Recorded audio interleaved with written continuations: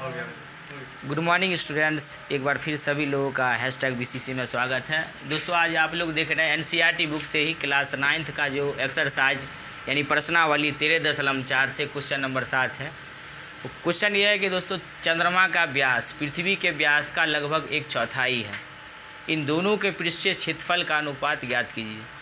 यानी हम लोग सबसे पहले ये डिसाइड करेंगे चंद्रमा का आकार कैसा होगा, मतलब शंक्वाकार या बेलनाकार। तो कैसा होता है दोस्तों, चंद्रमा भी गोलाकार होता है और पृथ्वी भी गोलाकार होता है।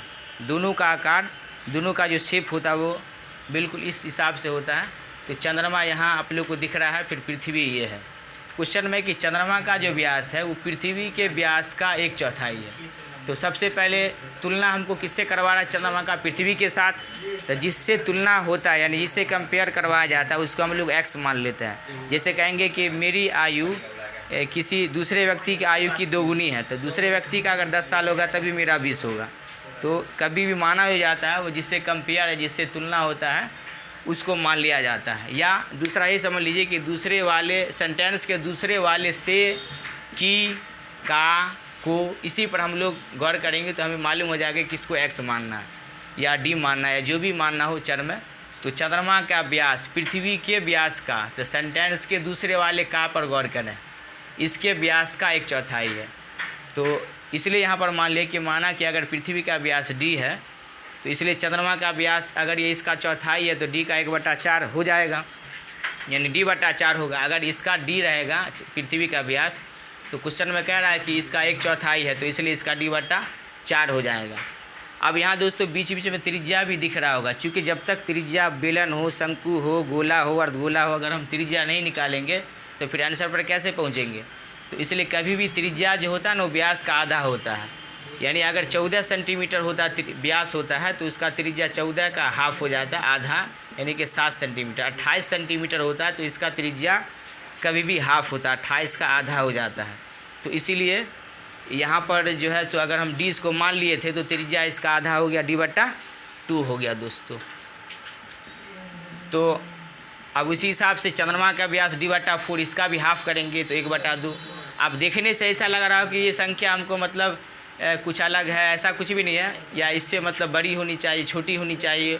तो जिसका हर जितना बड़ा होता है वो संख्या उतना छोटा होता है, ये भी ध्यान में रखेंगे। जैसे अगर मान लिया 1/2 है तो इसका मतलब है कि एक आधी रोटी का एक आधा टुकड़ा है।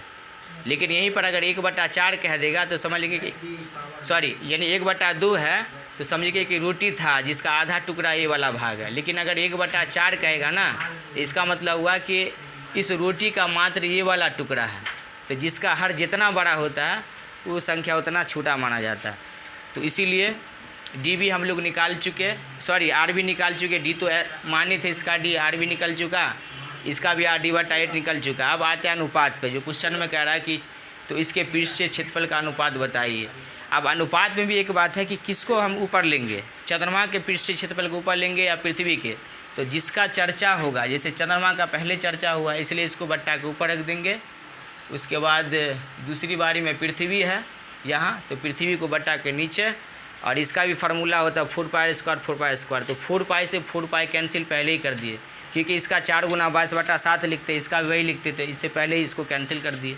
लेकिन दोनों की त्रिज्या डिफरेंट है, तो त्रिज्या डिफरेंट होने की वजह से चंद्रमा का त्रिज्या क्या है यहाँ पे d/8 है, तो इसलिए d/8 यानी d/8 2 बार लिखेंगे। और इसका त्रिज्या कितना है, इसका त्रिज्या है d/2, यानी d/2 लिख दिए। अब हर से 2 चौके 8 कैंसिल, इस वाले 2 से इस वाले हर का जो 8 है वो कैंसिल, 2 चौके 8, 48 नहीं दोस्तों, ये काटने के बाद 4 लिखे हुए हैं, यहाँ आप ऊपर लिख सकते हैं, इधर ऊपर लिख दीजिए।